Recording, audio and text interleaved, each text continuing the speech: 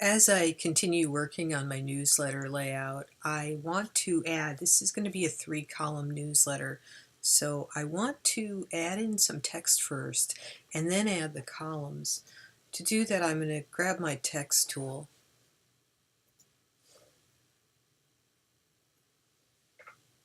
draw out a text box using that guide that I put in at the 2¼ inch mark. I'm going to drag all the way down to the bottom right of my right margin guide and the bottom margin guide. And I'm going to use a little helpful feature in here called fill with placeholder text. The placeholder text that InDesign drops into here is always in the default font.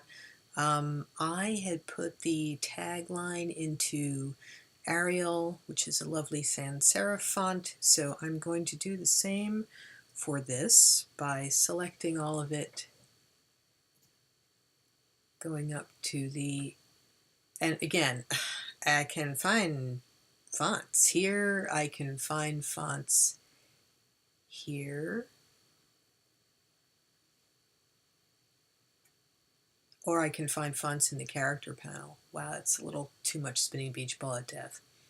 Okay, there we go. So Arial, regular, that'll work just fine. I can also, wait till I put in columns for that. Okay, so if I want to put in columns, sometimes I do that from the start when I set the parameters for my document. Sometimes I put in the column guides later by going up to Layout menu, scrolling to Margins and Columns. And when the Margins and Columns panel pops up, I decide how many columns I want to put in there. Today I'm going to put in 3, so you can see those green lines that just popped up. I'm going to leave everything else the way it is. Margins are still set to 0.5, ½ inch all around, so I'm going to leave that.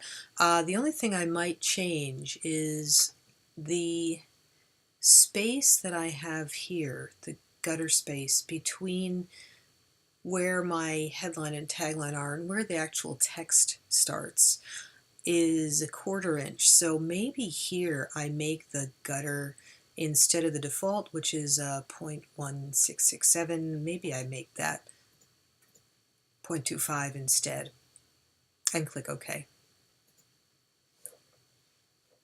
So now, well, great, I know what you're thinking. Sure, you got this text box and it takes up the entire page, and then you'd put column guides in there, but the text isn't in columns. We had to make it that way. So I'm going to adjust the text box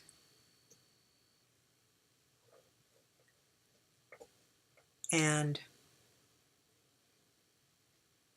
use this little plus sign in the square. That tells me that I've got overset type in this box. There's more type that we can't see. So if I click on that, my cursor turns into, it's like a shovel full of this linked text that's the run over from the first column. I can line that up with my margin guide and the guide that I dragged into there, and it will automatically fill up that second column. I'm going to do the same thing for the third column. And I've got jagged edges over on this side that looks kind of not so nice. So I'm going to go back to my text tool, double click in here, select all. I did Command A to select all. If you want to select all, you can go to Edit menu and choose Select All. There's a little keyboard shortcut for it. Command A on a Mac, Control A on a PC. And I'm going to go up here. This is another thing, like I can do it in 2 different places. To justify the text, meaning this is going to get rid of all those jagged edges over on the right hand side. I can do this from the paragraph panel. I can also do this up here in the InDesign path bar. So if I click on Justify Left, it's going to make everything that is not well, everything that was a jagged edges, with the exception of the last lines of the paragraphs. So next, I will put in some subheaders.